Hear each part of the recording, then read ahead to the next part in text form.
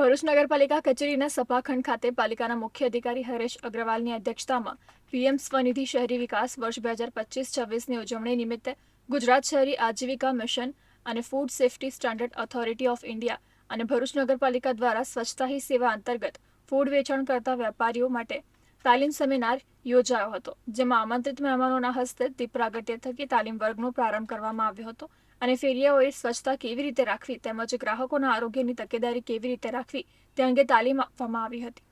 કેન્દ્ર સરકારશ્રીની પીએમ સ્વનિધિ યોજના હેઠળ જે શેરી ફેરિયાઓને લોન સહાય આપવામાં આવે છે તે શેરી ફેરિયાઓ પૈકી